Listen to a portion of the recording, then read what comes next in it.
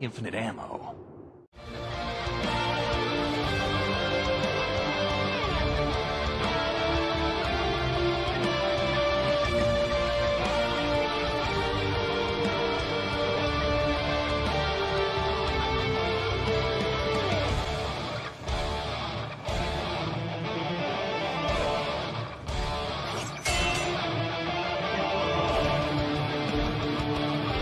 Alright, before we start this video, I want people to clearly know that the title says the Preemptive Strike Spoilercast. There will be spoilers present for Avengers Endgame. If you have not seen the movie, do not watch this spoilercast. Thank you very much. Alright people, welcome to the Preemptive Strike Spoilercast. We are here to talk about some Avengers Endgame, or better yet, some Black Widow ass.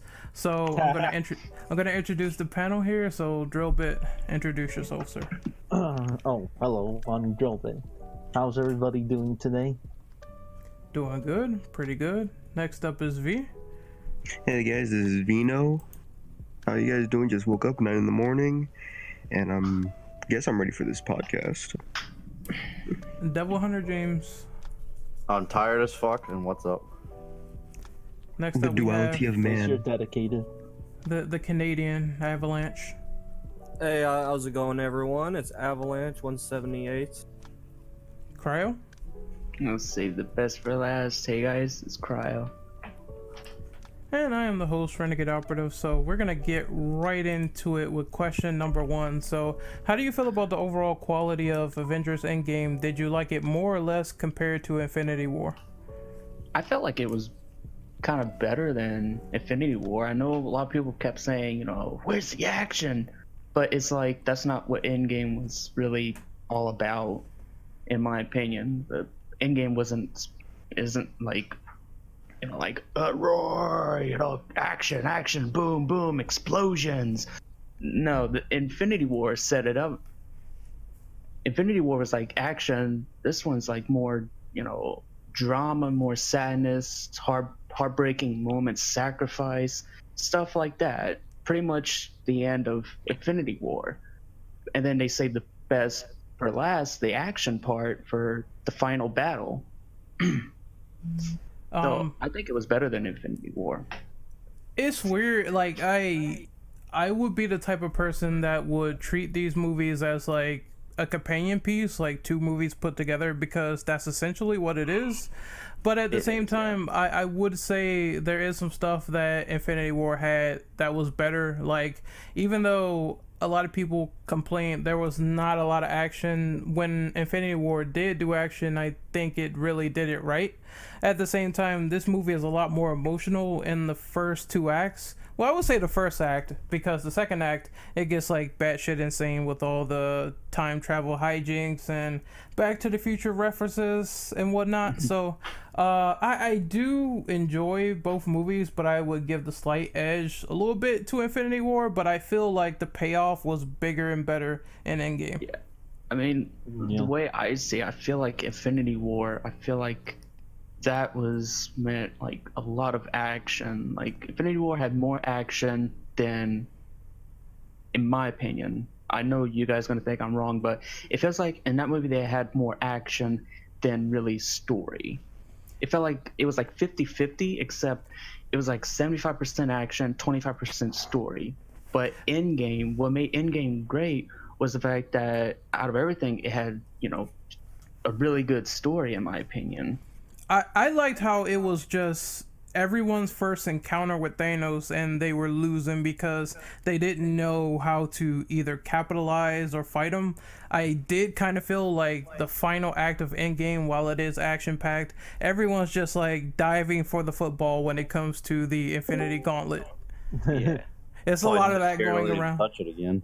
It's like it's getting kicked around. Who's gonna get it now? Thanos picks it up. It gets knocked out of his hands. Who gets it now? It's like a fucking play session of NFL Blitz. Yeah, like everyone's after it. But I will say, like the shit that was happening, like Captain America getting the hammer from Thor. Mjolnir. That was cool. Yeah, that was super cool. I was hyped for that Not inside. that I actually expected it. surprised me. I did see it coming because Age of Ultron. If you saw it, Yeah. I think the Russo brothers said that they knew that Captain America was worthy, but he didn't want to hurt Thor's pride or whatever, so he didn't pick it up. Yeah, he didn't want to hurt his feelings because, Thor, he's like, I'm the only one that's worthy of wielding the mighty Mjolnir. But in the end, it was also Cap. Cap's always been worthy. He just didn't want to hurt Thor's feelings because he even looked at him. They made eye contact when he was lifting up the hammer, and Thor started being lifted up, and Cap is just like, "Oh God, this is so heavy. I can't do it." I don't know why that actually lifted up. I don't know why that shit feels like when Goku and Vegeta was like going ham on each other, and Goku had like a SSJ 3 the entire time, and he's like, I'm not gonna show this off because I'm gonna hurt this man's feelings. Yeah, hurt that man's ego. Damn. And then you got Gotenks who hurt both of their feelings when he got Super Saiyan 3. Hold on. What about You get the everyone little- else's? What about everyone else's opinion on the quality? Yeah, anyone else want to go on number one? In terms of quality between Endgame and Infinity War, I would say Endgame has more of the better story elements, how they explained what was going on, while Infinity War had more the action. It did a lot more of the action a lot better, besides Endgame's final battle. Yeah, it's kind of like they were building up for Exactly. Endgame, pretty much. Yeah, And I feel like I most like that people too. miss that part. For what? Exactly. For Endgame, most people don't understand that it's building up to one last battle instead of having several battles during the whole movie. Exactly. It would be so boring if there were like multiple battles against, one guy, and all the time they get their asses kicked. It would be boring. Nobody would want to see that. Well, Like there's problems between both movies that they really didn't flesh out certain things, like Hulk really being underutilized and underpowered. Like it was cool seeing Professor Hulk, but I was kind of hoping that he would get some sort of rematch against Thanos, and it didn't happen. But there Also, he is looks really weird. yeah, he does as Professor Hulk. It's like the Hulk whole dab. scene where he's like, look at me with the camera. Don't you like to take a picture with the Hulk? And Ant-Man's like, don't you guys know Ant-Man? And the fucking kids are like silent. Man, he got roasted. well, the thing is that Ant-Man's kind of been missing from the public eye for a long time. Yeah, like 5 years. Yeah, he's been in the quantum realm for 5 years. Well, But a few hours in wasn't it his like time. 5 hours for him? Yeah, Yeah. That's why he didn't age. Yeah. Because they said the quantum realm like works differently for everyone else, but for him it's like 5 hours. I wonder how long it would have been if he was stuck in the quantum realm for 5 years. Man, them if it was like 10 or 20 years, them dudes would be old. It'd be like, fuck the Avengers. Exactly. True. Just everyone else if it was like 20 years after the snap. Yeah. Because everyone was trying so hard to move on in that first act. I mean, while it was funny seeing Professor Hulk, I kind of wish we would have seen Angry Hulk. And maybe this time, like you Renegade said, like maybe this time he learned from his previous fight with Thanos. Also, I guess that leads into question 5. So if you guys are finished with question 1, we can move on. Yeah. Yeah. All right. Two. So Oh, question yeah, number. one thing I didn't go yet.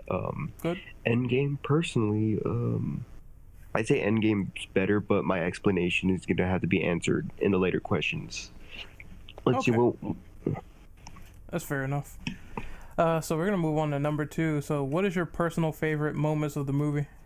Ooh. There's a lot of them for me. Yeah. Fat Thor, no question. Fat Thor. You mean the Big Lebowski? All right. Boomer yeah. Thor. Noob Master 69. I remember when I saw the leaks for the movie way before it actually came out. I saw the big Thorbowski, and I'm like, what? I'm like, what does this even mean? And then I go to theaters, fan of it. Fat Thor. Oh, I'm gonna be Even honest. You Give know him what a that Moss like Energy they drink, it's always missing. Yeah, you know Honestly- what that they deceived us, right? Like Thor was skinny in the promotional material, even the toys, and in the movie he gained a Fat. couple of pounds. Yeah. I'm gonna be Like, honest. I'm body surprised that nobody made big chungus memes of Fat No. Thor yet. No, it's dead. Let it be dead. The Let only it be thing that gone. I was kind of groaning at is the fact that there's Fortnite in it, and it's probably going to be outdated in a few years. But eh. It's already Forgot about outdated that. now. I hate that you reminded me. I actually kind of liked it because they were poking fun at it. Also, Thor talking shit on the mic was funny. Yeah. Yeah. And he's like, I'm gonna come to your house and beat you up. Yeah, that's how you do it. It's like that Michael Jordan meme. Fuck those kids. And did Thor even say, "Hey, yeah, that's right. Go to your mom" or something like that? Yeah. One that has to be my favorite part is actually the reunion between Tony and Steve. Oh, when he's like all skinny and he's like, Tony doesn't know where he is, and he's like, we lost. We fucking lost. He's like, yeah, we did. Yeah. And then he sees like Pepper there, so they have that little emotional moment. And then it continues on for like a while, and then Tony's like super delirious. I don't blame him because he's been in space for like 21 days without barely any food. Exactly. I think I think it's like partially him being having signs of delusion, but also the fact that, oh my god, will those people shut the fuck up outside and stop honking the goddamn horn? Whoa. Just tell them you're the Dang. god of thunder and you'll beat their mom up. Yeah, just say that to him. You'll be fine. But I think it's more because I actually mentioned this before to you, Ren. Something about that. Basically, Tony's been through hell and back. Mhm. You know, he definitely has signs of PTSD. I mean, from what I remember, saw a vision of Yeah, them dying or something like that. That was and in, that really fucked them over. He That was in mentioned that the- too. I'm not sure if a lot of people really noticed that he said that from Age of Ultron, that he saw that was gonna happen. And the fact that he's like, no matter what I did, I could not change the course of time at all. No matter what I did, it just kept leading us to this moment where a lot of people died. A lot of our good friends, close friends, died. And He's putting all this weight on his shoulder. That's why he pretty much was like, man, fuck it, I give up. I'm surprised. Well, I'm pretty sure this is a lot of people's favorite part, but it's also the saddest when he says "I'm Iron Man" and then he snaps Thanos the fuck out. Well, yeah. And I would have loved it if at the end, like the end credits, it had Black Sabbath, Iron Man. Yes. I think that would have been awesome. I mean, Um, I'm sorry for cutting you off, but it began with the first Iron Man movie. At the end, before the credits, is like, I am Iron Man. And it just all culminates to the very end where Tony's like, I am Iron Man, snaps his finger, and that's the end of Thanos and his men. Oh yeah. This is probably gonna Okay. be Anybody else? Oh. sorry. This is gonna be everyone's favorite right here. The part where the portals open up and everyone comes pouring out. First Black Panther, then Falcon, then everyone else started pouring in, and then once everyone gathers up, and then Cap calls Avengers. back Cap says the it. hammer. Assemble. He just yells out, "Avengers!"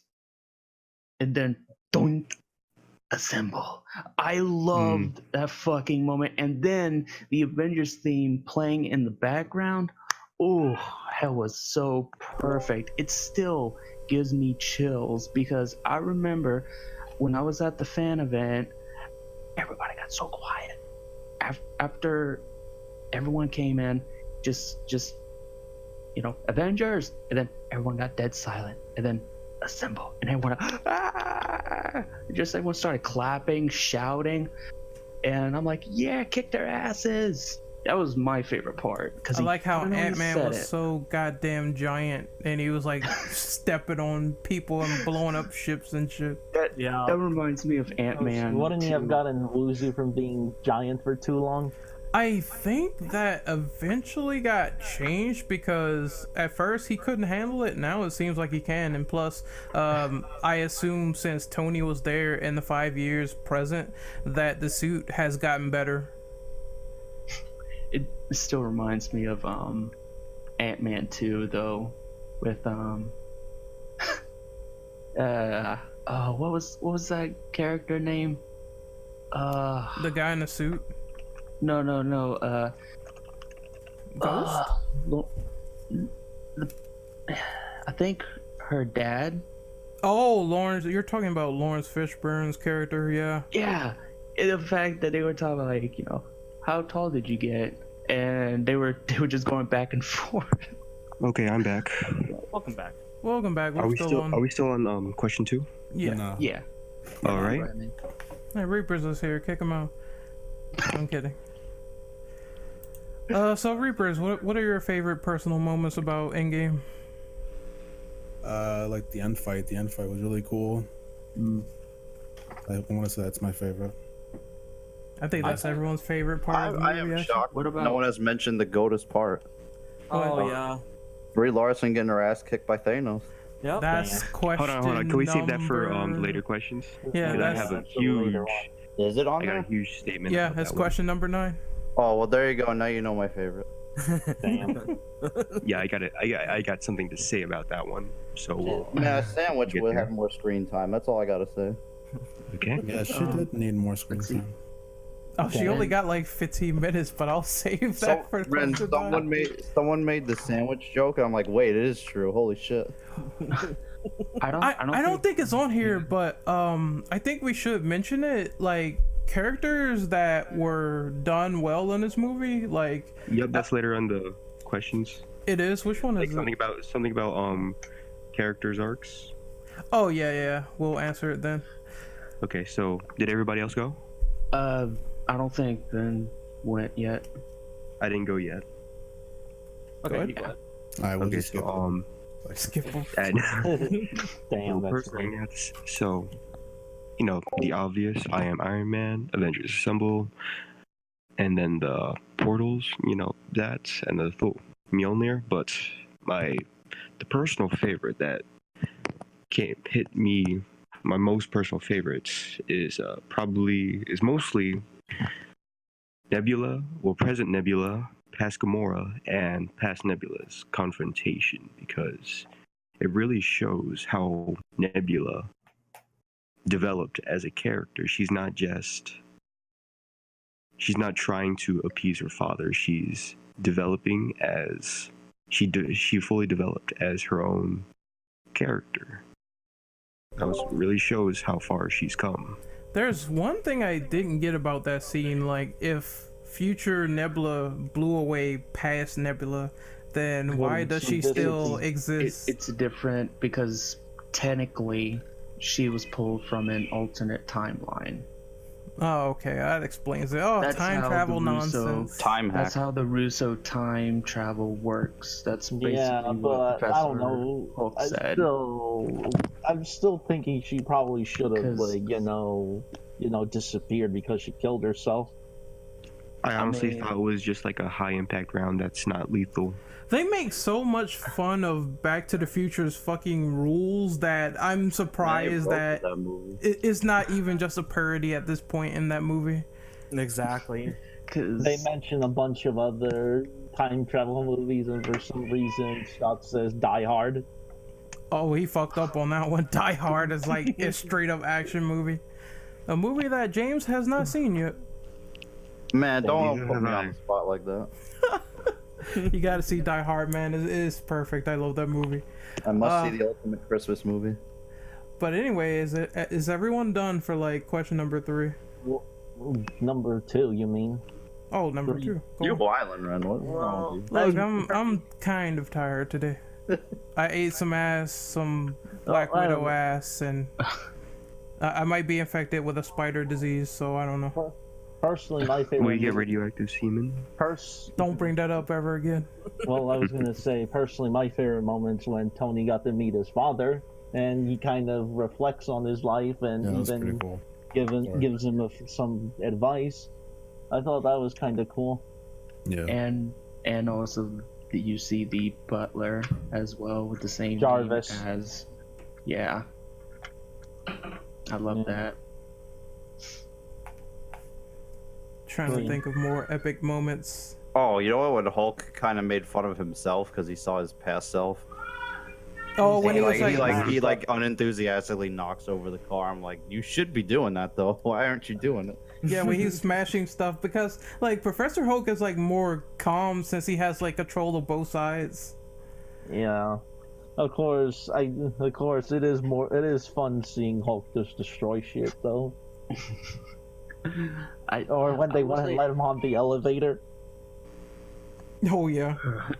It's like you gotta take the stairs. Hulk hates stairs. Yes.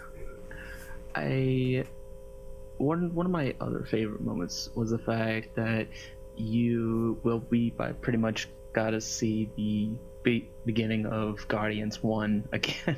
We just see Star-Lord just dancing and Oh yeah. War Machine and Nebula. And then he, Oh, and yeah, then he I looks just knocked like a that. dingleberry when we don't hear the music. Rhodey and Nebula are just watching him, just singing out to himself. It's like Nebula's like, It's like he really is an idiot, isn't he? Yes. Man, it made him look like a chump in that scene. It knocked him out like one hit. I mean, he is kind of a chump. Yeah. That's what happens when you don't have the plot armor. Yeah. Another favorite scene was actually seeing the first Avengers movie, how everyone was just together in that team sequence. It just brought back a lot of memories. Nostalgia. It's Yeah. like a truck. And it's only been 7 years. Yeah. It's like Star-Lord when he's knocked out, jazz music stops. But I guess we're done with number 2. Did everyone go? Yeah. All right. We're going to move on to number 3. So the runtime of this movie was 3 hours and 2 minutes. How do you feel about the pacing? Was it unnecessarily long or was it fine to you? It was perfect. Isn't like it's I thought it not was fine, yeah. it's not uncommon. I only had to take a piss like once, I but didn't take a piss at all. I didn't. think mean- the idea of a 3-hour movie kind of does turn some people off, but once you watch it, you don't really notice the runtime that much. you don't. It has to be executed very well. I mean, there's a difference between watching Avengers Endgame and then watching Transformers The Last Night, which is 3 hours, but it has a ton of filler in it. There's a Transformers movie that's 3 fucking hours. Are you kidding? Yes. I think Oh it's my god. I'm pretty sure it's Michael Bay needs to go Transformers on. The Last Night. I'm pretty sure it's almost 3 hours.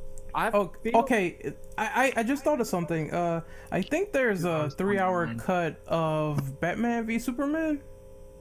Damn. And There is? yeah, it's the extended edition that's on DVD. Damn, an extra hour of them talking. Oh no. Yeah, so when I think about the pacing of this movie compared to Batman v Superman, which is absolutely fucking boring, just imagine more time being added to that movie to explain shit that the theatrical cut did not explain. Endgame is the end of the MCU, right? Well, It's the Or are they still culmination. going? Sega. They're still going. Yes, It's the culmination of all 22 movies. Yeah. Yeah, see, the fact that the culmination kind of justifies the length for me. I feel like it's to be expected. Yeah, it's like every journey has an end. You know, it's like that type of thing. So obviously, a movie that signifies an end of a Sega or saga, what have you, it's justified that it's like 3 hours and like 2-3 minutes. So it's it's not that bad in my opinion. And plus, the way it was executed was really well done, because there's a lot of movies out there that try to push for that 2 hours, close to 3 hours, and do not execute it very well at all. In my opinion, you got to have at least interesting characters to pull it off. Not only that, but story, and yeah, but pretty much it, to be honest. Avatar says hello. Huh? Avatar says hello. You mean the movie that got like absolutely destroyed at box office? Yep. Well, I'm that's talking- so funny. I'm talking about the James Cameron one. Yeah, that's what I'm talking about. Yeah. Yeah, it's funny. He's like, oh yeah, the hero fatigue. Yeah. I didn't know all the hype about blue people fucking to begin with, so I didn't care about Avatar, to be honest. But yeah, the movie didn't feel too long to me. Like, something that's so long would be like 4 or 5 hours where you're just sitting there and you gotta go to the fucking bathroom or something. I only went once. That's class. Yeah, I only went once, and that was like after the Vormir scene, which we'll talk about later. Yeah, because I went none at all because I didn't have any drinks or food with me. It's weird. I had a medium, because fan event combo and everything like that, the collectible 10 and the drink and stuff, and let's see, that was like 32 ounce, and the 10 was also, I think, like 32 40 ounce of popcorn, and I didn't even have to go to the bathroom at all, and I drank that son of a bitch. It must be the gamer moments. Now, what I feel about the Endgame's whole runtime, I feel there was no unnecessary scenes or any moments that would be like filler. I think everything in the movie, how the exact runtime itself, did perfect. The pacing was solid. Everything was good. There was no wasted scenes at all. I think if they wanted to cut down some stuff, there are those small comedic scenes that happen, like where Ant-Man is getting the tacos. It's like, it's not needed. All it is like the people coming in and they go to the next scene, which is Thor and the Asgardians. But I don't think like significant stuff should be cut around the movie, like major plot points. Otherwise you would be losing something in the process. Exactly. There's actually, from what I've heard, there's a 4-hour cut of Endgame that exists, so I'm curious what that version's like.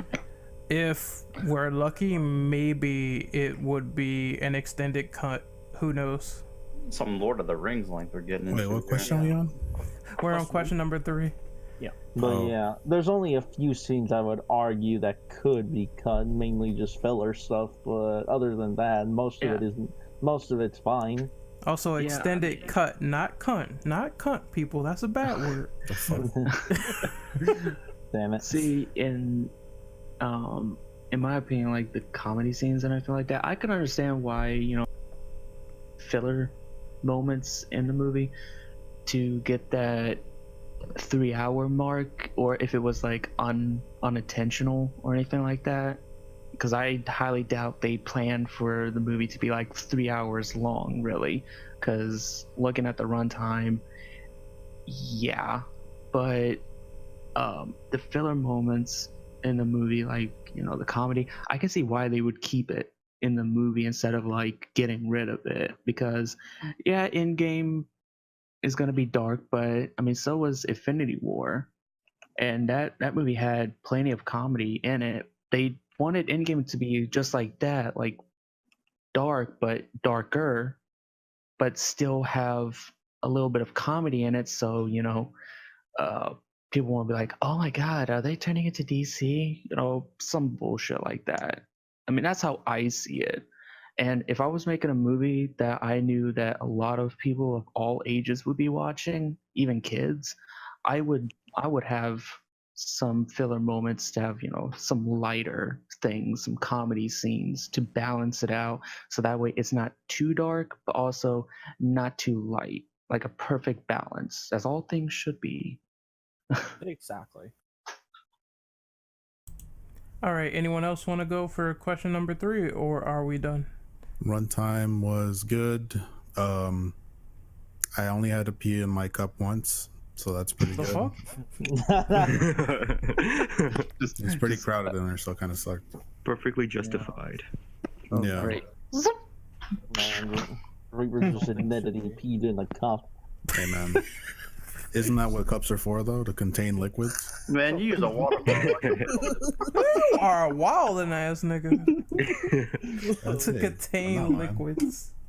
Man, you're reminding me of my dad. He's like, "Oh, you got a bottle? That solved the problem." There you go. Oh no. Just how God. Anybody wanted. else? No, that's it. I guess we can move on to the next one. This is number Okay. 4. Number 4. So, anyone want to read that? How do you feel about all the character arcs and the conclusions that they have, especially for the original Avengers? Ooh, this was. I really. You could say love 2 what of they them are did. dead. 1 is retired. The scene that fucking hurt the most is goddamn Black Widow, because I didn't know who was gonna die in that scene, him, Black Widow, or Hawkeye. I mean, to be honest, Hawkeye had more to live for. Black Widow. I know that sounds depressing and dark as fuck, but Black Widow really didn't have anyone, to be honest, besides the Avengers. No family, nothing. It's true, but Clint did feel like that when his family died. So, I think the only thing that came into fruition is knowing that he could bring them back. Yeah, I mean that does make sense. I mean, I loved how the story arcs for the characters, besides Thor, because I know Thor's arc is not yet finished. I have a very funny feeling that his story is not yet finished. So In my we'll probably get Thor 4. Well, the thing is, Chris Hemsworth, he's already like, I really want to do another one. He's like, Ragnarok was such a fun movie to be a part of. I loved it. I want to do another one. He's all up for it. It's just up to Marvel Studios to basically get everyone together. Exactly. But I loved how it finished off Cap's story. Iron Man's Tony- story. Yeah. You can rest now, Tony. You can rest. But the sadly means there's not going to be an Iron Man 4 No. Unfortunately. unless they do it with unless they use Iron Patriot. Yeah, but let's see. They finished. I think they finished Hulk's, but I don't know. For some reason, I'm having a funny feeling that his arc is not yet finished. I was happy. Yeah. I Unless was they happy do with, Incredible Hulk 2, but that's probably never going to happen. No, it's not. but Yeah, let's leave that. I'm gonna 'cause with, leave an answer for that on the next question. because with let's see, Black Widow's story is finished. Hawkeye's, Falcon's story is not yet completed. I don't think. I think they're probably gonna do a prequel movie with Black. Black Widow. Yeah, they They- will with they Black are. Widow. They confirmed that it's gonna be a prequel movie with her. Yeah, it's gonna be around Yeah. Civil War. Yep. Yeah, but it feels a little. Isn't it kind of a Damn, bit I was hoping for an prequel Origins movie. when she's she's bite the dust? I think it'd feel more useless if they decided to say, fuck it, we're gonna bring her back to life somehow. I think that would make that death feel, I don't know, unearned, I guess, unemotional? Maybe I not don't know, what's the unearned. word? Yes, Unearned, like wasteful. something like Wasted, that. yeah. Yeah, it's kind of like Superman and Batman v Superman. Then like and then a movie later, or 2 movies later, you bring him back. Yeah, he's coming back to life, so what's the point? Exactly. I mean, it was kind of expected considering the comics. Yeah, it is Death of Superman, but still, like, I would like if they would keep some of these deaths permanent, because I already saw, like, Captain America retiring and Tony Stark dying coming from a mile away, because I think Chris Evans and Robert Downey, their contracts were up. Yep. So they had to end them in this movie. Yeah, because makes sense. Chris Evans' contract ended with Infinity War, but he signed on for one more movie because, in his words, it all sums everything up from the past movies in one movie, more than Infinity War did, pretty much. This Who was knows? Maybe he just wants to move on to another project. It is true, because as an actor, you do get typecast, which means that fucking look at Daniel Radcliffe. He was Harry Potter, and now I don't think he's even in a role that's like super memorable, right? He's in, mainly just been doing indie films. I think so. Yeah, he's Yeah. not in any big Hollywood stuff anymore. I know this technically isn't really much character arc, but I love the fact that the same kid from Iron Man 3, Harley. the one that Tony saved, was in this movie. I love that. Love the fact that he was at Tony's funeral. It felt like also ending kind of his arc per se, because it was still really sad though. I couldn't even recognize the guy, but then I'm like, oh, that's the kid from Iron Man 3. It was so heartbreaking though. Fuck, man, the feels. Oof. As someone who was spoiled because my dumbass scrolls through Twitter, even when since it was a very hot topic, when people dropping Tony and Black Widow memes. Yeah, don't feel bad. I got spoiled because of Reddit. Because of Reddit. Yeah. Here's one thing that definitely hit me. They spoiled their deaths, but one thing that, well, especially for Tony, one thing they never spoiled was Morgan. Because of Morgan's role, maybe not role, but like her character as a whole, it just made me really emotional throughout the whole film, because knowing that Tony Stark dies, even though he still has a young daughter to raise, just makes it very much hurtful and impactful, and makes his death really, really hit on the inside, because he basically now like she doesn't have like a father. Especially at the end when she's like, she could go for a cheeseburger and everything. And Happy just gives like a sad little smirk, like, your dad. A reference to the very first film. Yeah. Cheeseburger first. Yeah, when he gets out of the terrorist tunnel, he says he wants a cheeseburger. Oh shit! Hang on. Hey, it's Bane. What's up? You're late. Hey. That shouldn't be coming from that audio. Late old Bane. Okay. I'm so sorry, dude. I just got out of work. It's cool, man. We're on question number 4, so there's a document just looking pinned. All right, let me grab the straw for my food. It was actually really weird because I recently played a trivia game about the MCU, and one of the questions was, what did Tony do once he came back to the States? And it was get a burger, go to In-N-Out. The answer was go to In-N-Out. Like, that was a trick fucking question. That doesn't make any sense. He literally said, I want an American cheeseburger, and then I want you to call the press. I want to have a press conference. And then Pepper was like talking to him about something, and he's like, "Oh, cheeseburger first." Well, I mean, it could be worse. Like when all the people got snapped, you would imagine them doing sexual activity and dust being everywhere. So, Damn. God, I'm not the one who talks about sex first. Jesus. You mean all the memes about? You mean all those memes? Yeah. Yeah. Oh. But we're not gonna get into those. Let me see. Hold on a second. We're gonna move on to the next question. Wait, Bane. For question Give me to number rapid 4. fire these. Yeah. I want you to rapid fire yours real quick. Okay, I think Endgame is possibly the best film in the MCU. I'm gonna just say it. Personal favorite moments. I really fucking loved Spider-Man's like scene where he just gets the instant kill. He lets it go loose and goes fucking nuts. The runtime was perfectly fine. In fact, actually, it could have been longer. I fucking enjoyed it.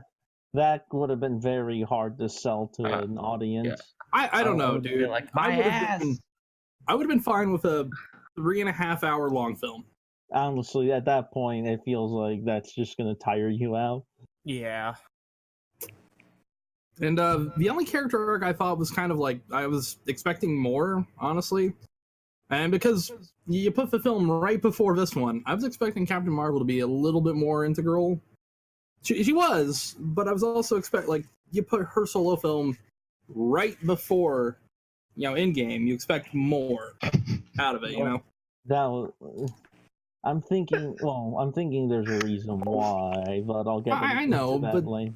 I feel like you make this character, you make her a big film, undeniably a big film, and then she's in like 3 scenes. It kind of feels like you could have had somebody else for it. Honestly, I would argue you could cut her scenes out, and it wouldn't really change the plot that much. No, well, you need to explain how Tony and Nebula got back to Earth with no fuel or anything. So that's one we need. What the fuck is this in the chat? Like Spider-Man getting snapped out, being in some black bitch. Don't you remember I posted that in the group? I do remember. Okay, see, now you gotta find a way to put this in a video. No. I thought that was a conjoined. Heads. Your video has been flagged because of inappropriate content. It's Spider-Man rain all over again. He's giving her the radioactive sperm.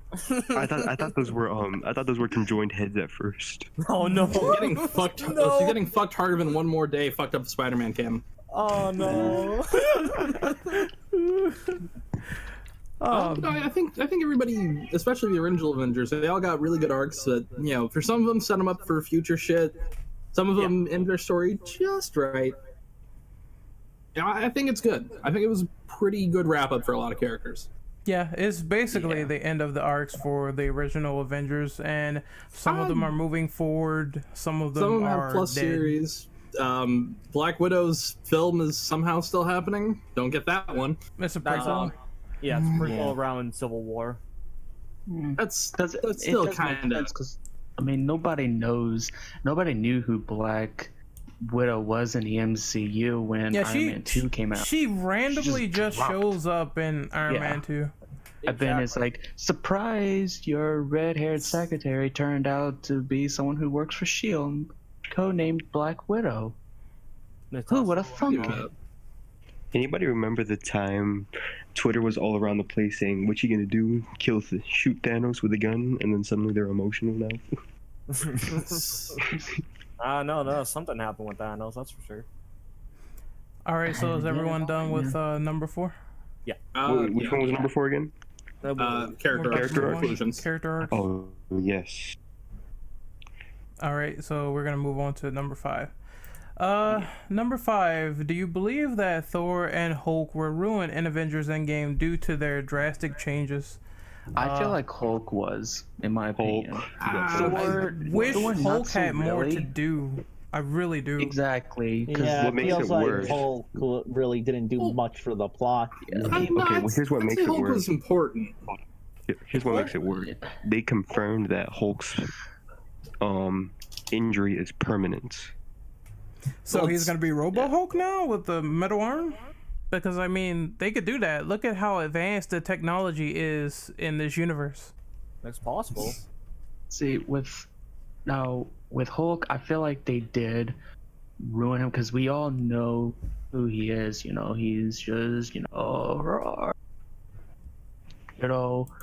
stronger than anyone. Oh yeah, Hulk is strongest there is. There we go. That's the line. Almost butchered that.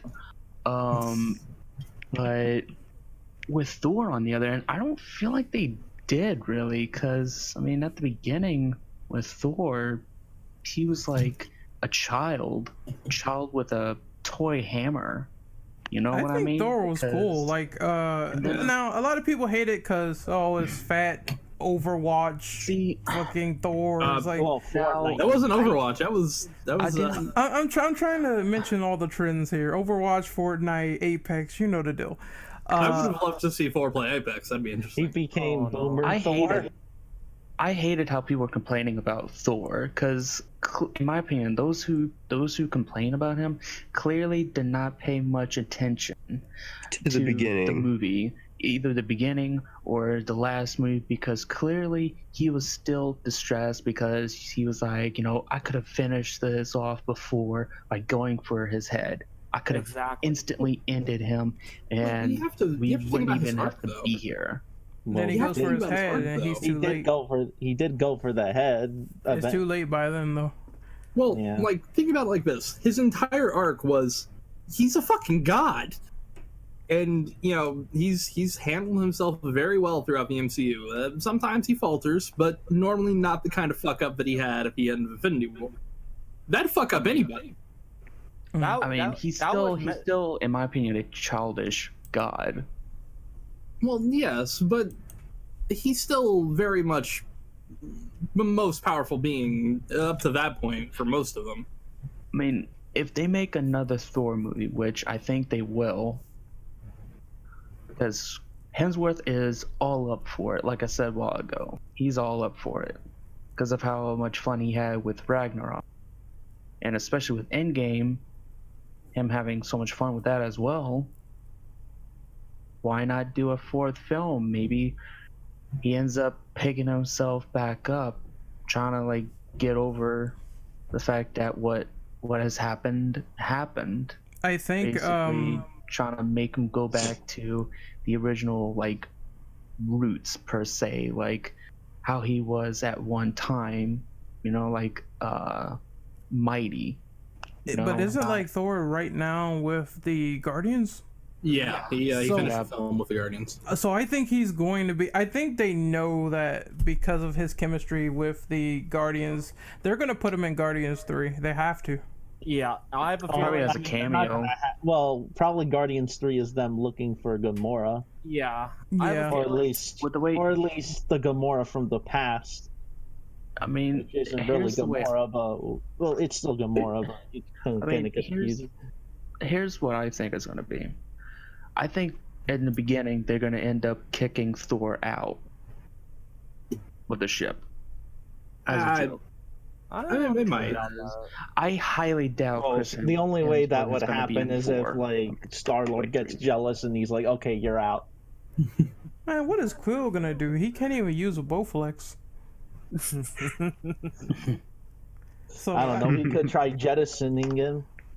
He could try, but he's still like the god of thunder. Thor's like that's something that a lot of people don't notice as well. Like two things: when you get depressed, your weight does change. Yes. It's something that happens. It happens to all people, and it definitely happened to Thor. And the second thing is, even if Thor is fat, it's not like he's a pushover because he was still fighting Thanos. Yeah. He was. Yeah, I mean, He still kept up with. He still kept up with the other Avengers when fighting Thanos. Yeah. So even if he's fat and depressed, he still is very fucking strong. Exactly. But I think that Hulk, he could have had a lot more going for him. I did like Professor Hulk though. He was funny, don't get me wrong.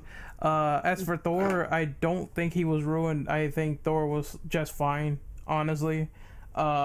People, once you get over the fat look, I think he had a touching moment with his mom because it's like, I want you to stay. I don't want you to die, and I can't ruin this event because something might fuck up the timeline. So that was a pretty heart-wrenching moment when you think about it. Mm-hmm. yeah, because I mean, Thor completely forgot what Hulk told him. Hulk pretty much said, just because you change something in the past doesn't mean that your future is changed. It's only for that timeline that you've been sent to. So even if he did save, His what mother? was his name? Frida. I think Frigga. so. Frigga. it still would not matter at all. I mean, hence why when he got his hammer in that timeline, it didn't mess anything up for Thor's future, the correct timeline that everyone knows. In If fact, that makes any sense. In fact, Thor was actually surprised because he still was worthy to wield Mjolnir. I'm still worthy. Exactly. So let that be a lesson. You could be drunk, out of shape, you could still wield Mjolnir. You can yell at people on Fortnite. Kill people on Fortnite. There you go. Exactly. However, Hulk can't wield because he dabbed. That's important. Yep. All right, so number 6 is a very interesting question. So, due to the events of Avengers Endgame and Mysterio mentioning a multiverse for Spider-Man Far From Home, do you think the X-Men and Fantastic Four will be introduced this way? Oh, okay. Hang on. Can I just say this here? I think Mysterio's fucking bullshitting. I really do. I agree with you. I actually agree with you because he's the master of manipulation and illusions. Yeah. He could be talking out of his ass to Spider-Man and Nick Fury saying, "Oh, of course I'm from 616, but I'm really here for my own selfish 812. reasons." Yeah, I know that's the rumor. He's saying that he's from 616. That's why it sounds like bullshit. No. He's saying that their universe is 616, and he's from like 812, I believe. That's such a mix-up with the comics. It's so weird when you really think about it. But because technically, I believe the MCU is like Earth 1999. Yeah. It's like, fucking, it's out there. It's something like that, yeah. Yeah. I mean, I don't know, because I've seen so many like different things online, because I'm the type of person that looks for leaks that actually makes sense to me when I watch a movie, and the way it does look, basically Mysterio is telling the truth about the multiverse. However, what he's saying is not actually correct. Like, his purpose on our Earth, it doesn't make any sense at all. It's a big lie. And I don't know, because the one leak I saw is something like it was like a remote control thing for one of the elementals, and that's how Peter finds out that Mysterio has been playing everybody and stuff like that. That's what I've seen. And to be honest, given that Mysterio is a fraud and that he does sort of make toys, it makes plenty of sense, because he is the pretty much good at illusions. And I've also heard that to tear Peter away from him, that he's gonna end up making him see Tony to torment him, to taunt him, pretty much. That sounds like a Mysterio move, but I think someone made this crazy speculation that Mysterio believes he's righteous, and they compared it to how there was an evil version of Peter Parker and Spider-Man Edge of Time,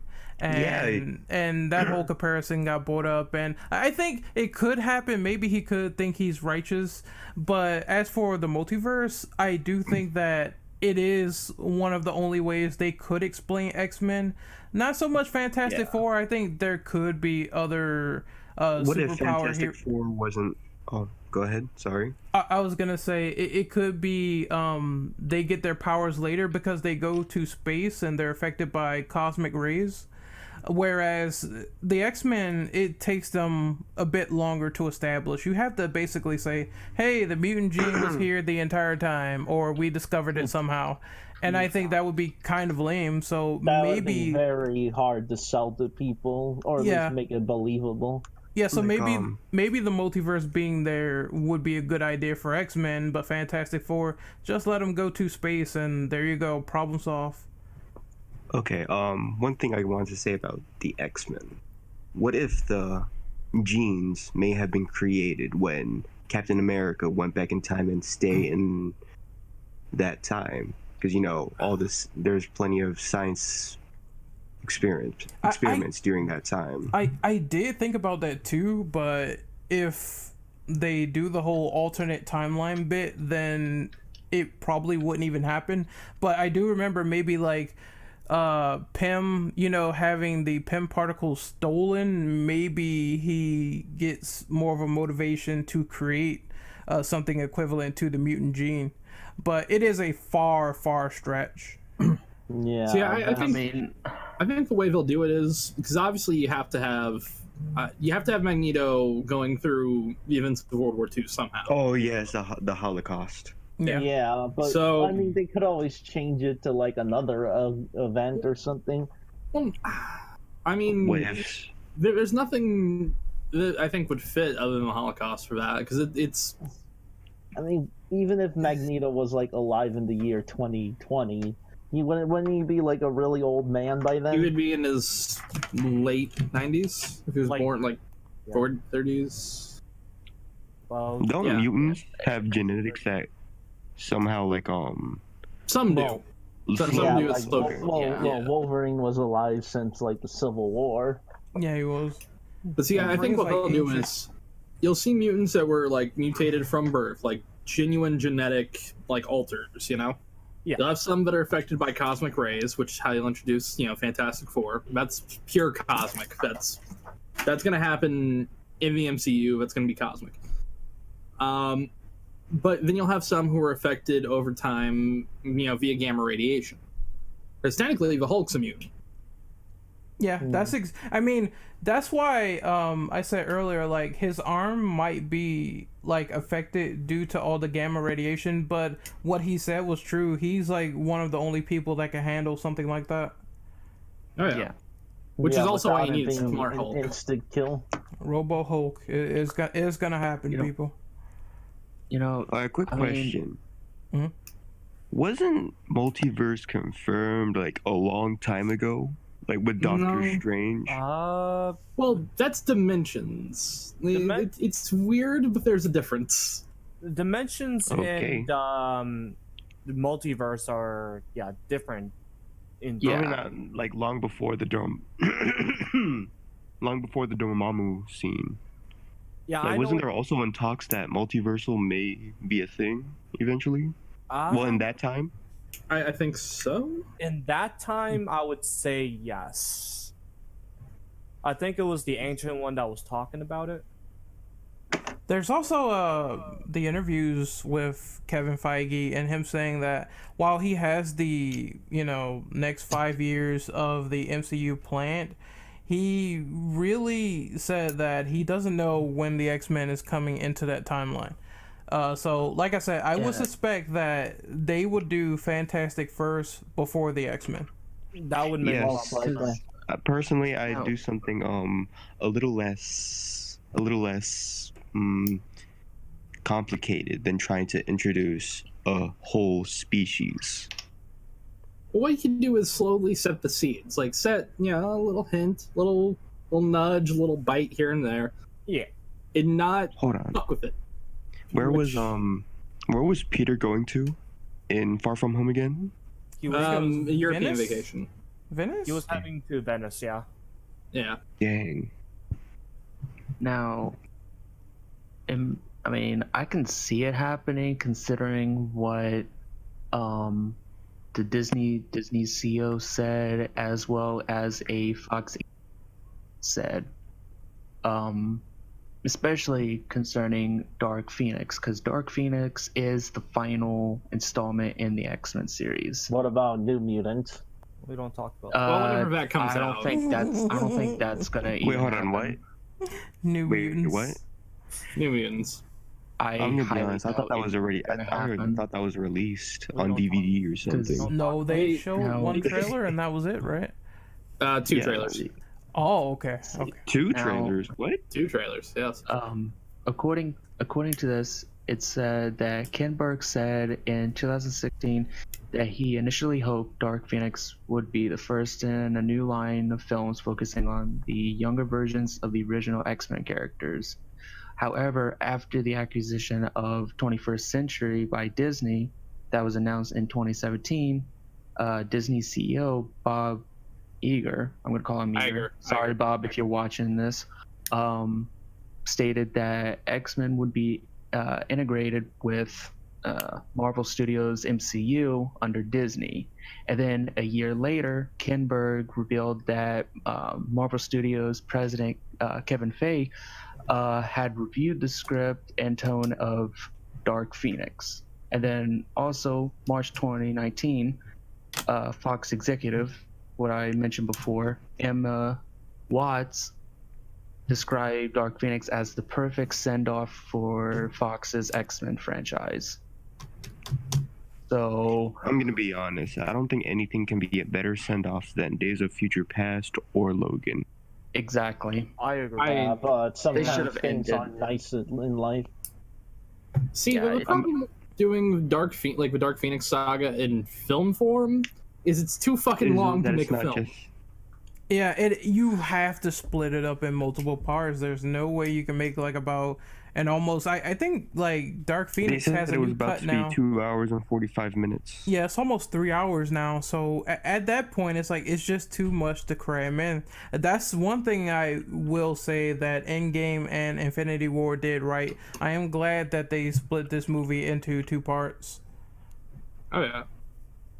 I'll say this: I'm intrigued on Dark Phoenix. The trailers don't look as bad as Apocalypse. I'll tell you that one. Mm-hmm. Apocalypse had bad trailers? Oh no, we're talking about bad movies. I We're like talking the about bad quality movies. of the movie itself. Yeah. I At least Dark Phoenix looks very well made. Like it looks good visually. And the promotion for the film, it's really good. I think Oh, yeah. I think it was stupid to make a Dark Phoenix thing, because Days of Future Past, it did it really well. It was like Logan talked to Charles, pretty much was like, years from now you're gonna meet this young girl, Jean Grey. She's gonna be powerful. Don't try to contain her. Be basically, Yeah. take your time with trying to help her. Don't try to control her. And later on, Logan returns to the future where everything's changed. The Dean is present. still alive. Yeah, the present. He ends up finding out, Jean's still alive. Cyclops is still alive. The Prov's still alive, and the house is still intact and stuff. And I thought that was a perfect way to end it, just like that.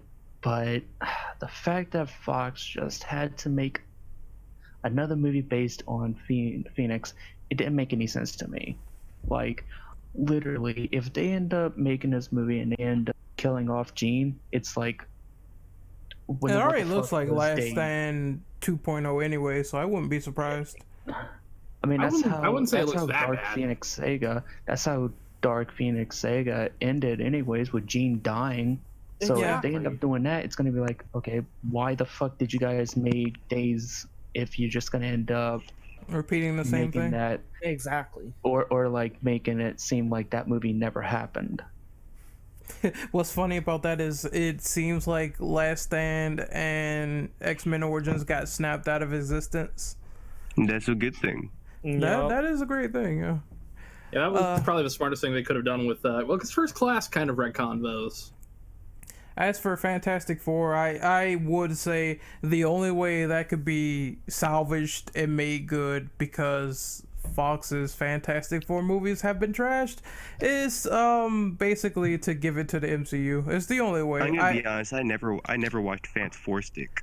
I'll say this: there's one really great scene in that one, but it's all in all not a great movie. Well, most of them are pretty awful. Well, most of the film is pretty awful. It's a lot of production hell and a lot of drama behind it. I would recommend checking it out on YouTube. Also, the older movies were also not that great. They try at least. I'd it was a rather little watch bit. those movies. Yeah, it was a little The bit better. score was than, at least memorable. The score Yeah. was at least memorable. Oh yeah. and some of the characters were cool back then, but it just didn't quite hit the mark as X-Men did in the past. So that's why the Fantastic Four movies in the past kind of faltered, and they tried to set up so many events with Galactus and Silver Surfer with the sequel, and that fell flat too. There was no I Galactus. mean, I do know that Fantastic Four and X-Men, obviously since Disney bought 21st Century, they have the rights for it, but I believe they cannot make any movies with them for at least 4 or 5 years. See, I'm not entirely sure about that one. I haven't heard that. If it's true, it sucks, but at the same time, I don't know. I haven't heard anything about that one. But I guess we should move on to number 7. How do you feel? Really fast, because I want to talk about that Fantastic Four movie. I want everybody to look up the scene where Doctor Doom walks down a hallway and just starts popping people's fucking heads. That scene was meant for a better fucking movie, but it's so good. Go fucking In see it. Fan-4-Stick or? Yes, in Fan-4-Stick. Yeah, that doesn't happen in the older That scene ones. is genuinely fucking horrifying. It's great. It's a scene obviously from the original cut of the film where they were going for a more horror focused movie, and it is fucking horrifying. It should have been in a much better film, and I would have loved to have seen what the original cut of that movie would have been like. It actually seems weird. Too bad the director didn't care. I mean, the director was coming on set drunk or something. Well, the problem is, right, you can tell when the reshoots are in this film because Kate Mara's wig is so bad, it looks like they got it at a Party City. God damn it. It's fucking factual. You should see it. It's bad. Let's see. But I think we should move on to number 7. Yeah. So, how do you feel about some of the loose ends that this movie does not tie up for later installments, like Loki escaping with the Tesseract, past Gamora not knowing this version of Quill, Thor going with the Guardians, the 5-year time gap, the other Gamora still trapped in the Soul Stone, time travel ramifications, Falcon being Cap, allusions to Namor with the underwater earthquakes near Wakanda, etc. Well, I mean, to be honest, most of what you just said, that's going to be answered. That's going to be answered in other movies. A couple, well, not really other movies, but the Disney shows Plus. too. Yeah. Because we heard about the Loki series and Falcon and Winter Soldier because they mentioned that Zemo's coming back. And Vision, in the series. Yeah. And Scarlet Vision. Yeah. One thing I don't know if they're going to go back to is the 5-year time gap. Yeah. Oh, I don't think they're ever going back, like trying to take it back to the past and then like that gap of time. It would be so dumb. It would be so dumb. See, it's weird you say that because even though they probably might not do that, there is Captain Marvel and they do go back to the 90s. So I don't know if that was one film. They use that to set her up as a character, which. But you see what I'm saying? Like, if they want to set someone up and we don't know about something back then that happened, they could do that. I mean, yeah, but I don't know at least what they could do unless they're doing that Shang-Chi film, which you could set something in between that with that. But oh, you mean the movie that's actually having the real Mandarin Kappa? Yeah. Oh my God. The cock tease they saved for the fucking Thor: The Dark World Blu-ray, where you got to see the one shot where you found out that, oh yeah, the real Mandarin's really pissed.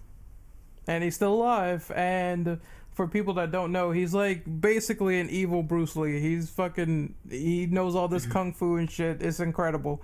That could have been in Iron Man 3, but no, it wasn't. We got Ben Kingsley being a millennial having holes everywhere. Hang on, I love Ben Kingsley. I do, but he was so underused in that movie. I was fine with evil Ben Kingsley, but I was perfectly fine with like drugged out Ben Kingsley because that's what I feel like Ben Kingsley is most of the time. Wish we would have just gotten comic Mandarin, but that was me. Believe me, I would have preferred like comic Mandarin, but I mean, hey, you can't go wrong with Ben Kingsley. Even in a fucking Uwe Boll film, you can't go wrong with Ben Kingsley. I mean, in my opinion, I don't really consider the whole time gap. I don't consider that really much of a loose end per se, because I mean, it's pretty obvious what everybody was doing in that year gap. Okay, I mean, here's the clearly thing. Everybody was still trying to find a solution to this problem, but it wouldn't be a good movie, definitely. Here's the thing, though. In that 5-year time gap, they absolutely do reference the underwater earthquakes with Namor. So something's going down that we don't know about, and we'll probably see it in Black Panther 2. So I wouldn't say it's totally useless. Yeah. The problem is it'll Universal still probably be. owns the rights to Namor, I believe. No, the rights reverted back to Marvel with Namor, so they do own him Oh, now. thank fuck. Okay. Woo! It's just Hulk that you need to worry about. Oh, well, see, that's one thing I hate. Like, I hate that they can't do solo Hulk anymore because he has like the most potential out of the original Avengers to get like more movies. Yeah, it would have been nice to have Incredible Hulk 2 happen a few years after the first one, but you know. They don't really reference his characters anymore either. Like, no Betty Ross. They do reference like her father. He's still around doing shit, but I think he's a useless character. Most of the other people too, like they set up the leader and we don't hear anything about him at all. Yeah. So Thanks, Universal. some of these, they're going to be settled in future movies. I don't know if, I think maybe for Guardians 3 they could mess with the Soul Stone and maybe Gamora will get her like memory back. I don't know. It's hard to say. Yeah, I don't know. I mean, because we'd have to see what James Gunn will do, because he's already done Brightburn, which I've heard mixed things about, and then also he's working on Suicide Squad. Yeah, the Suicide Squad comes first because he signed a contract for that. And then he's gonna do Guardians 3, which the script is already done, so the only thing he probably has to do is like just film the movie and that's it. I Maybe think make some small alterations because Endgame did happen, and maybe they'll write some stuff in. Yeah, he's gonna end up just taking a look at it, maybe some rewrites, stuff like that, and then boom. Yeah. I'm intrigued. I'm intrigued to see what the future is going to be. A lot of these are going to go towards like Disney Plus shows, like Captain, like Falcon getting the shield and Winter Soldier and all that, and Loki for Tesseract. Obviously, that is going to be alternate universe shenanigans. That's probably going to be part of the Loki show for sure. I'm intrigued to see what the future of this is going to be. I mean, because this could have just seriously been the finale, and I don't think anybody would have complained. I'm intrigued. Yeah, I'm a little bit nervous. I'm a little bit nervous though about Disney Plus having Marvel shows, because I'm so used to being, connected in the same universe. Because that's why I actually love Netflix's Marvel series. I loved how it was all connected in the same universe. Even mention other characters in different shows, stuff like that. Yeah, but I love that connection. They fucked up with the deals, because this is the reason why Daredevil is not going to be seen for like 3 more years in terms of like 2 more. It's actually 2 more? Year and a half. Now that I think about it. Okay, we got 2 years until Punisher, and then Jessica Jones would have opportunities. Most likely with Shang-Chi, they're probably just going to reboot Iron Fist character with that film. Yeah, because Shang-Chi and Iron Fist, it could go hand in hand. They could just reboot Iron Fist. Yeah. Well, with Jessica Jones, I heard because the way Netflix is doing it, the way the contract is worked out, it's when the season is actually like published onto the platform. I'm pretty sure that's not. And Jessica Jones is released. Yeah, I think it's coming like next month. So Jessica Jones, the rights for that, it's not going to go back to Disney until 2 years from now, after that season is released. Yeah, and it's supposed to come out, I think, next month, I believe. I want to say next month too, June, July. At least they're being honest this time and saying it's the final season rather than. Yeah, they canceled it on February, so it's coming soon. But it's I wouldn't. the end. I really wouldn't really say canceled. I would say. Well, no, they said it's like, there's another butthurt, one. childish, little bit of a childish type of thing. Well, business-wise, I can Netflix. understand. I can understand why Netflix would do what they've done. I get it. Because they don't want to promote Disney Plus. Exactly. I feel like it was not right for them to do that, in my opinion. That was like a but slap in the face to a lot of people. It's business, and Disney is becoming a serious competitor in the market. So Yeah, they own. I think they own Hulu, right? Yeah, they own now a majority stake in Hulu. Yeah. Yeah. Even before then, they were putting out Hulu content. So I don't know. It's just the way Netflix handled it. It's like they were really butthurt. I don't use that term all the time, but it felt like they were butthurt. They're like, take your stupid shit, canceling it. Fuck the fans. We're canceling it. And I don't know. It felt really childish to me. In fact, that they pointed fingers at Marvel saying, Marvel did it. They told us to cancel it. When Marvel's like, No, reports all came out that it was just basically Netflix that was getting rid of it. But there is a good line in the sand because they are starting to continue more of the supernatural stuff going on with Ghost Rider on Hulu. And I think that could be a good decision for them to move forward with other characters in that sort of range of supernatural or dark elements that they could use. Maybe they could use like Ghost Rider, Blade, characters of that nature on Hulu. Yeah, because right now I'm actually trying to watch Marvel's Runaways, because that show is actually kind of interesting in my opinion. It's kind of funny is that Runaways did actually start as an MCU film before it moved to TV. Oh yeah. All right, so we're gonna. Oh my God, so did the best MCU related project, Inhumans. No. What? They forgot about it after half a season. Inhumans. It's pretty inhuman. But we're Pretty gonna move low on. quality. We're gonna move on to number 8. So, what did you guys think about past Thanos' new plan, which was to wipe out all life on the planet and start anew, since the Avengers kept interfering with his plans? Dude's crazy. I felt like it made sense. Yeah, it's understandable if you realize that, I tried this in the future and if it fucks up, may as well try something different.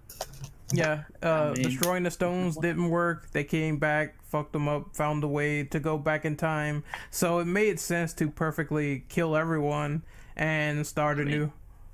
Basically, keep everyone ignorant so that they wouldn't try it.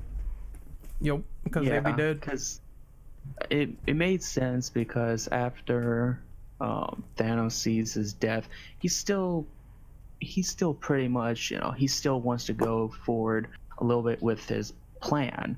But then once, he talks with, Nebula and everything like that, and he's to think, and he asks pretty much kind of asks, per se, for advice from his council.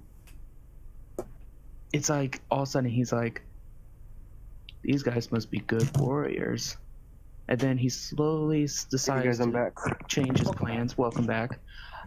But then at the end, we're on number 8. At the end, when he's fighting them, he's like, you know what? Fuck my original plan. You guys are way too good. I'm gonna do what I should have done before. Fuck everybody else. I'm gonna destroy your planet and start anew. It's not just Earth. He just plans to destroy all light. And I'm pretty sure they said Russo's confirmed that the gamma radiation from the gauntlet and the stones, it is cross planet, so it affects like everyone. I think when Tony and the guys were on Titan and the Guardians were like melting away. That was a prime example. Exactly. Yeah. Yeah, because I mean, the way Well, The he way it did was say he was handled, going to actually, snap away half of the universe. Yeah, it's half of the Yeah. universe. so I mean that does make sense that he would destroy the solar system, pretty much kind of start all over, and nobody would have any idea of what actually happened. Nobody would remember the Avengers or anything like that. I like that, in my opinion. That actually kind of made him a bit more terrifying, to be honest. He should have That's- kept at least one Thanos woman of his race around to, populate One the species Thanos of the woman. planet. Yeah, like, I mean, even in the comics, he does what he does for Lady Death, so why not get some poon out of it? I mean, after Thanos saw his past self get killed after watching Nebula, he just decides, no, they were too much of a problem. So I'm not Why- taking any chances. exactly, I'm not taking any chances. I'm starting a new slate, and no one will remember the Avengers. Which I see it as an oxymoron from Infinity War. It's like Thanos just looking at Tony's like, I hope they remember you. Instead, in Infinity War, in Endgame's like, no one's going to remember you. Well, Yeah, because Thanos was pretty much getting his ass kicked in Endgame for a change. I mean, Did anyone talk about that awesome scene with Scarlet Witch where she's like, Yes, you took everybody's everything talking from about me. it. And he's like, I don't even remember you. I don't even remember you. No, he doesn't even I know don't even know. you. Well, Oh, yeah. but at least she got some kind of revenge against Vision. She got Oh, yeah, something. everybody. She got something. That's one Everybody thing to cheered mention. yes. Vision also didn't come back.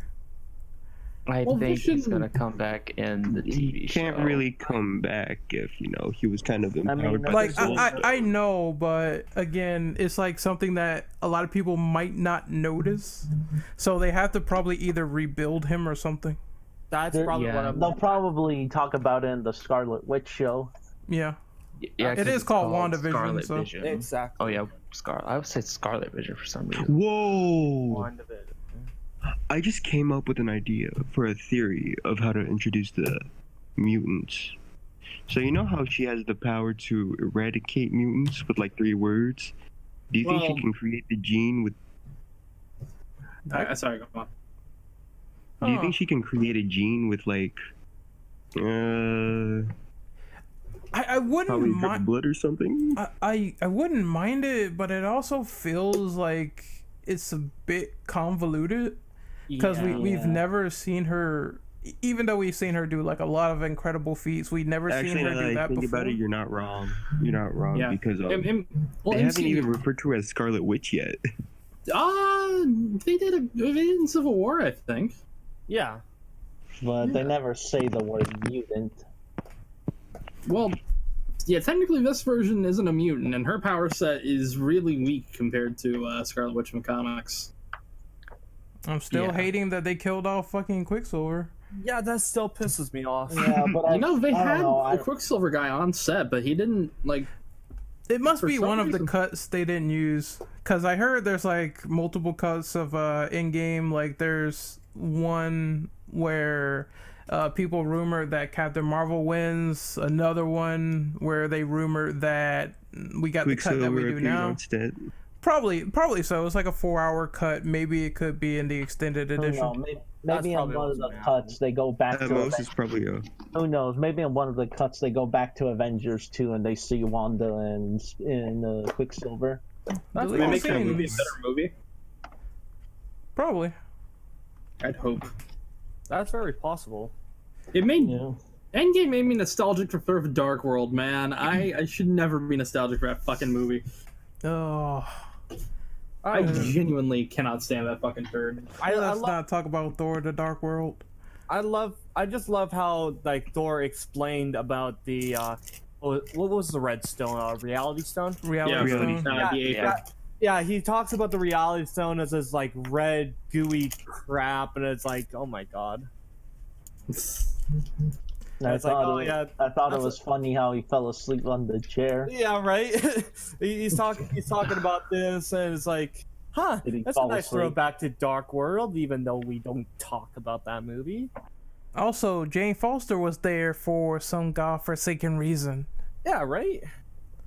It's so Oh, weird. Yeah, I thought that Natalie Portman had an outing with Marvel because they fired the director or something. No, apparently not. She's like in the movie. See, they reused footage, but she came in and recorded new audio. I know that. Yeah. Interesting. I guess she's Hey, like. look, Natalie Portman will do anything for a paycheck. All right. Have you seen her career? Am I wrong? I haven't. The last movie I remember her from before Avengers was actually Star Wars. it was Star Wars and V for Vendetta. Oh yeah, V for Vendetta. yeah. Also, Pirates of I'm the one of those Caribbean. pretentious cunts who likes Black Swan. So She was also okay, in what was that? I just said it. She was in that one movie. Yeah, Pirates. Star Wars, V for. She was in part. Oh. Yeah, she's been in a lot of things, but let's not forget that she did that Jackie Kennedy biopic, and that was a thing.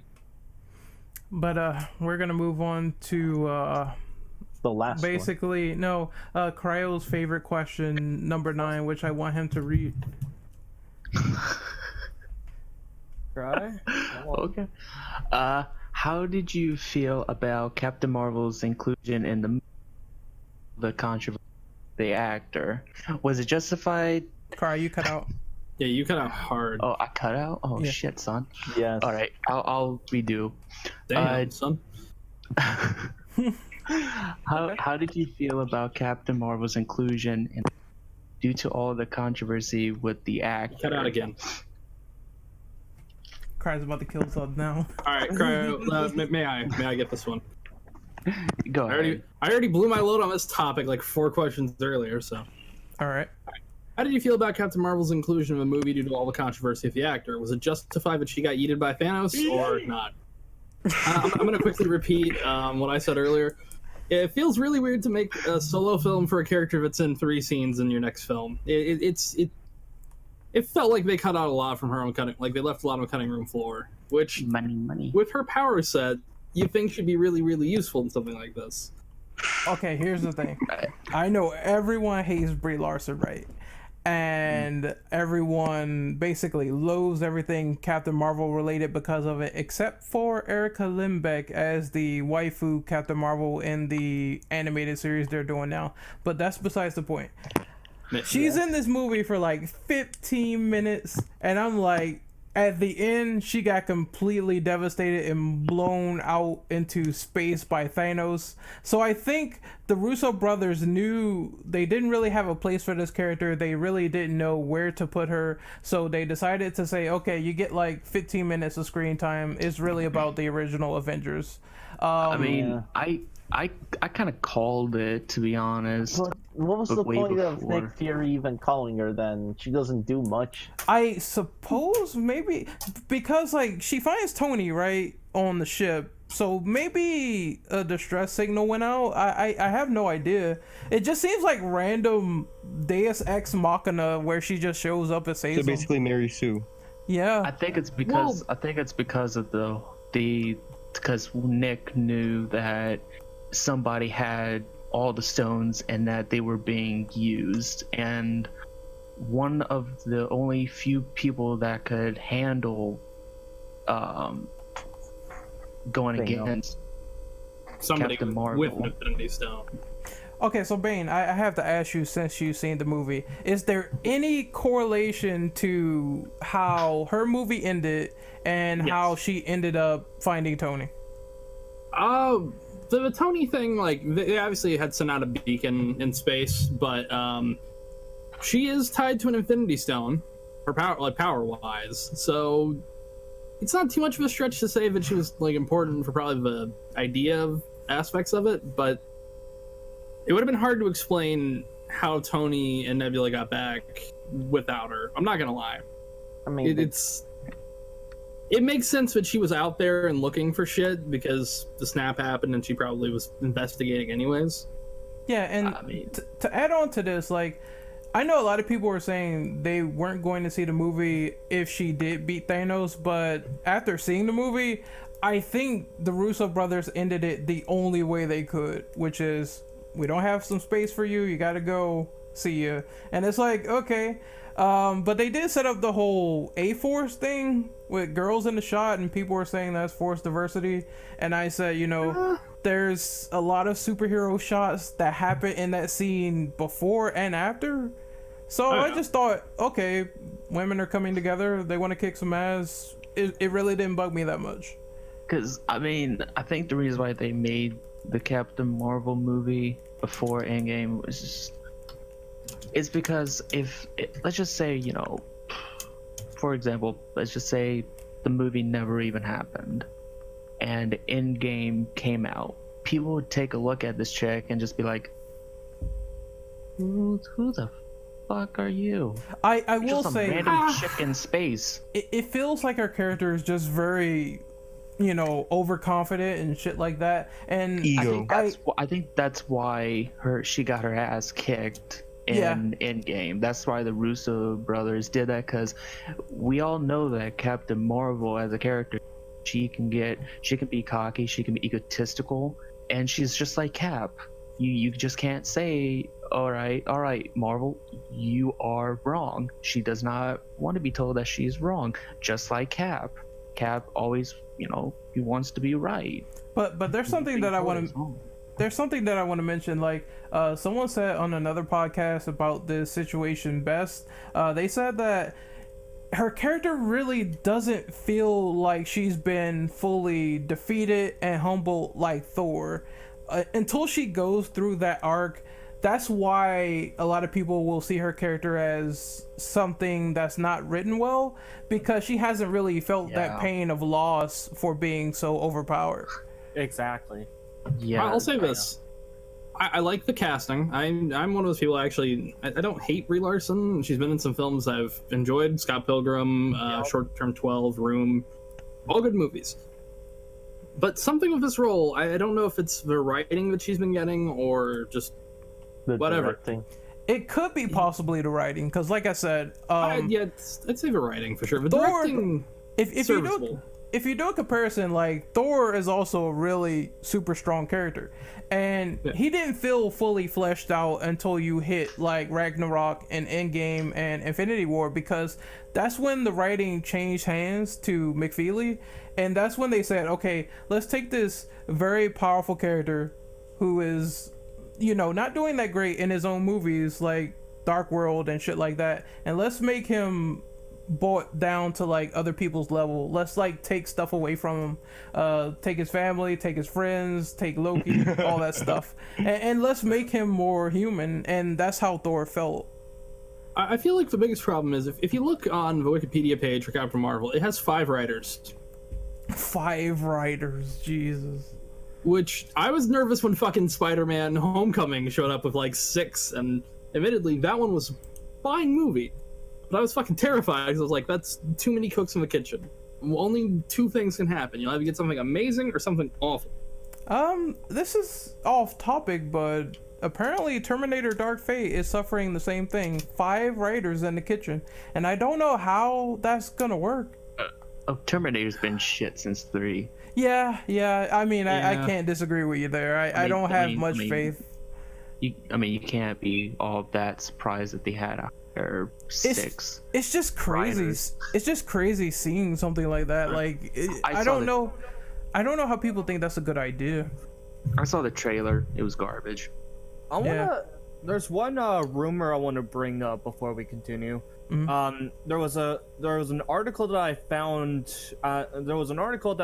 That Nick Fury could possibly be a Skrull. I want to hear your guys' thoughts on that. I don't believe it. I don't believe it. That sounds like some fan fiction shit.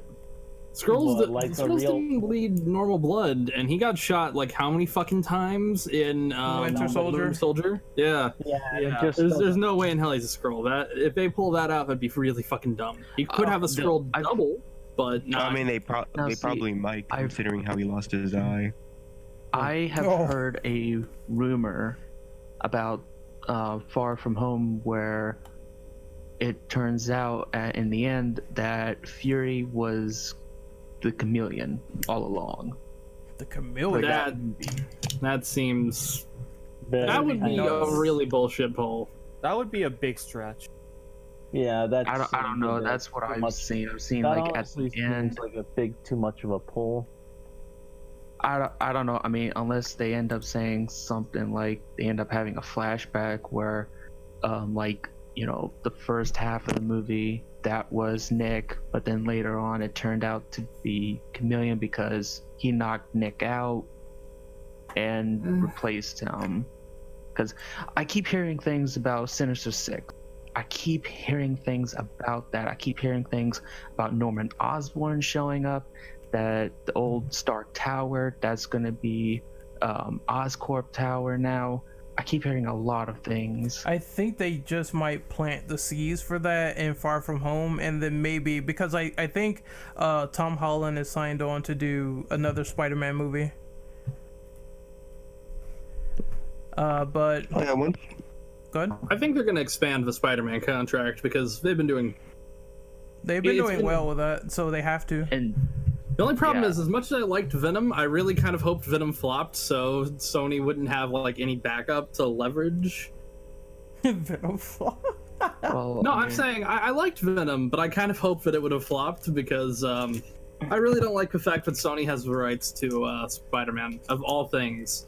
Why couldn't Like- they get like Superman? Why can't they have Superman? They could enjoy Superman. I don't. Superman 4 rival. Well, I think Venom has his own problems. Like I don't like the idea that there's a cut of the movie that they never released, and I don't like the idea of a Spider-Man less Spider-Verse because they're making Morbius and Carnage, and I'm like, I'm just thinking like, where's Spider-Man in the equation? I'll say this: they did pretty well at making Spider-Man. Well, not Spider-Man. Venom. Fucking Venom standalone. Like they did a pretty decent job. I'll give them that. I liked how it was comic, like really comic accurate for Venom. Exactly. I Yeah, but when you- loved it. When you think further of Spider-Man's rogues gallery and characters like Craven, you just feel like it's something missing without him there, you know? Mm-hmm. I mean, you know, I actually kind of sort of got into it, put that in quotation, over Venom because people were making such a big deal out of it being, you know, PG-13 and everything like that, and the fact that it was like a spiderless universe, but it wasn't really much of that. It was just the PG-13. That's the one that people had a hard on for. And I just pretty much try to say something that was like really kind of made sense, because most of the films that Disney puts out, Marvel related, are PG-13 movies. And I was thinking maybe it was, you know, Sony's way of saying, you like Spider-Man so much, why not have Venom have this character in your MCU if you really like it? It's true, but at the same time, I would play devil's advocate and say it does feel like Venom could be an R-rated movie with some of the violent deaths that happen in that movie. I mean, with The what fucking human eating. I mean, with what I've seen about Venom before I watched it, they were really pushing that bar between PG-13 And and R. rated R. Like a guy gets his head eaten right off. I think that was one of the scenes where the MPA Didn't it happen like 3 was times in the like- film? I don't remember. I think it Because happened like more than the once, one- right? Oh yeah, two. Okay, Yeah. no, you gotta remember the first Venom. dude, the one with the shotgun, and then the second one, And the then one with the She-Venom in the She-Venom, forest. and then the Yeah, last yeah. one. Oh yeah, And then you're the right. last- It is 3. Shit. It is. I thought it Yeah. was only 2. Oh yeah, I got something Are you talking about Riot? to add. I got something to add to Captain Marvel, number 9. I've been, you know how on Twitter there's always people saying that Thanos cheated and used the Power Stone. Mhm. So are they gonna forget that Iron Man took on like 3 to 4 stones on Titan, and that was in his prime? I'd say in these fights, there's nothing called a fair fight. It's like, hey man, if he has the stones and he wants to use them in a certain way, it's fair game. Just like Thanos being tricked and not knowing that he didn't have the stones in the gauntlet before Tony snapped. It's all fair game. Yep. Especially if they're considered equal power in the MCU. There is no such thing as a fair fight. Yeah. So we're gonna move on to the final question here, and that is question number 10. Do you think the MCU should end at Endgame, ending on a high note, or will you stick around for X-Men, Fantastic Four in the future? I really love Marvel, to be honest. I loved. Now see, I like all Marvel films, regardless if it's really awful or if it's really good. There is no really competition for my attention besides Fantastic Four from 20 whatever year it came out, because that was garbage. 2015. Yeah, that movie was absolute garbage. Don't know who wrote that, who even directed that. Josh It on the good shit. I need he was on the good shit. Oh yeah, I need a hook. I need a call. I mean, I'll say this: Josh Trank made Chronicle, and that's a great movie. And then Fantastic Four. I like Chronicle. It's hard to say, but I don't know. I really want to see more. Like, what else can the MCU do beyond Endgame? What can they do with Fantastic Four? What can they do with X-Men? What can they do with those franchises that have been bastardized? Man. I mean, I want to see Doctor Doom and Galactus. I think it's about time to hit that cosmic point. Mm-hmm. I really want to see a good Doctor Doom, like, comic, almost accurate. They should at least make Doctor Doom a villain, at least for Black Panther 2 or 3. All right, I'm gonna say this because I'm about to head out. I feel like if after Far From Home the lineup isn't really like choice, I'm gonna be like, all right, I'm gonna slowly back off. But if a lineup they announce after Far From Home is good, hey, I'll be reinvigorated. I think I think the casting could still be good, because honestly, Jake Gyllenhaal as Mysterio is a good pick in my opinion. It's a fucking choice casting. And it's ironic because he wanted to be Spider-Man at first, so now he's the villain. So it's interesting. Well, how long ago was that? Like that was like Spider-Man 2 before the Raimi films. He wanted to be like, he campaigned after like the Amazing Ones were announced. Well, there was there was James Cameron's version, which was going to have Leonardo DiCaprio. That would have been interesting. Interesting. With James Cameron version, it was going to be more violent. Like, it was more violent, and there was going to be a sex scene with Mary Jane and Spider-Man on the Brooklyn Bridge. That is pretty awesome. That is pretty awesome. Oh man, it could be Spider-Man Reign 2.0. But Bane, since you gotta go, outro yourself. All right. God, now I have a different fucking Twitter handle. You can find me at Bane with you with a YU at the end. God, that's hard to say now. Jesus. You can find me on YouTube at Fuzhou, Fuzhou. Yeah. All right, I'm out of here. Take it easy, guys. Take it easy. See ya. Also, I see what Cryo wrote. So basically, in anticipation, Doctor Strange 2, Black Panther 2, Guardians 3, The Eternals, Shang-Chi, Captain Marvel 2, and possibly another Avengers movie. I'm looking forward to Black Panther 2, because if they do introduce Namor, that'd be great. Doctor Strange was also great. I don't know about the Eternals, honestly. I only have like it would be a nice new. It would be actually a nice new topic, in my opinion. Yeah. New characters.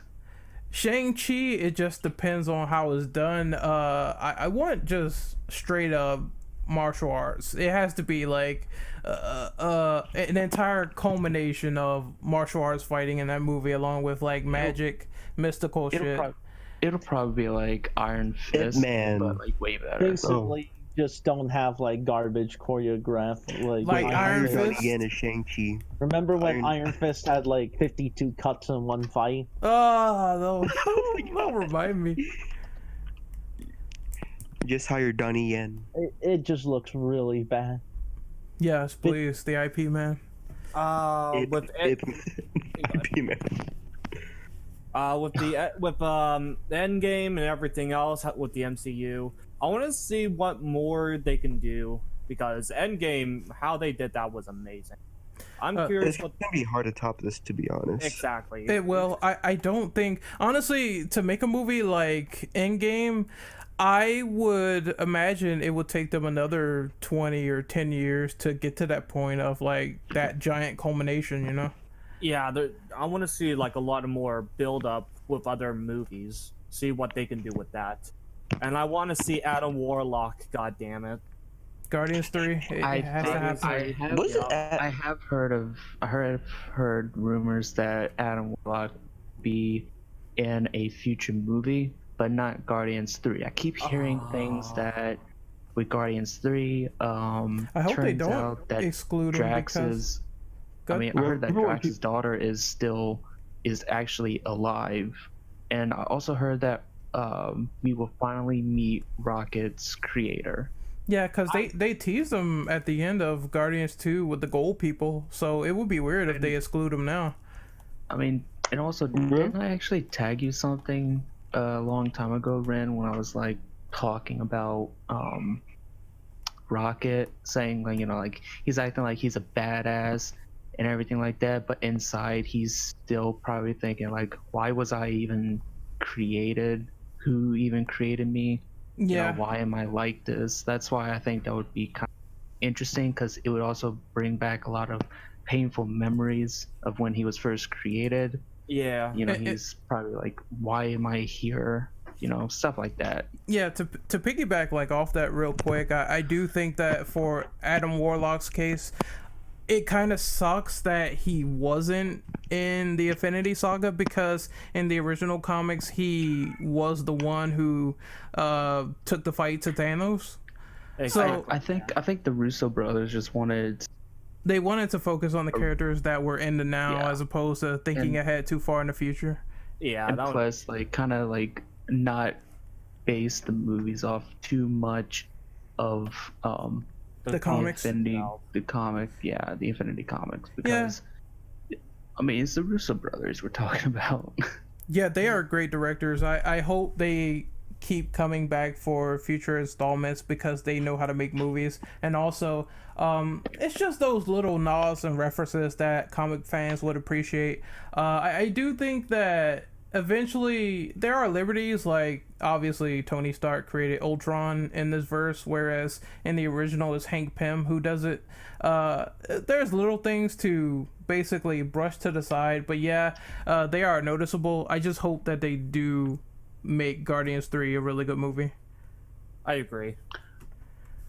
All right, so we're gonna continue outroing people. So really quickly, I have to outro the two people that left, which is Reapers and James. So you can find James on Twitter at DevHunterJames. You can find Reapers on Twitter at Reapers240. Cryo, what's your outro? You guys can follow me on Twitter at CryoGaming. I also have an Instagram, CryoGaming. Also have a Twitter, at CryoGamingYT. All And right. you can also follow my channel as well, CryoGaming. All right. Cool. So Drillbit, how about you? You could find me on Twitter at Drillbit777, and that's the only thing I'm really active on, since my YouTube I haven't done anything with it recently. All right. So Avalanche. You can find me at Twitter at Avalanche1780, where I usually retweet stuff and talk about whatever.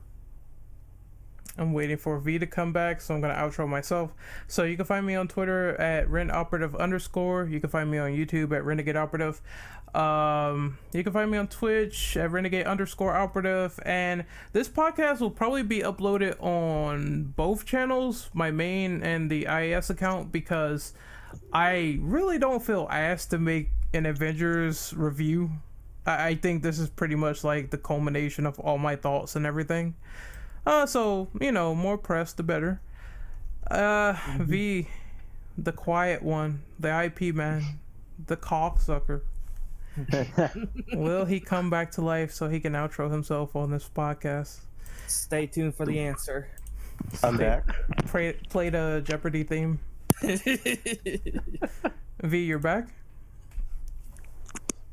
We are waiting on your outro, sir. Wait for what? You need to outro yourself. Oh damn! I forgot what I was about to ask, but rip. Hey guys, this is Vino. Follow me on Twitter at ivino VIEGH. Wait, no, VIENOUGH. And check out my YouTube at Vino VIENOUGH. Awesome. So we're gonna close out this podcast. We had a good time. I will see you guys for E3 shenanigans, because we're gonna be doing that pretty soon. The next podcast we'll be talking about before E3 is the original Xbox. So if you had fun with the greatness of the original Xbox, we'll be talking about that pretty soon. All So- right, sounds fun. This is the IAS signing off. See you guys later. Hopefully you enjoyed this discussion. Take care. See you later. Battles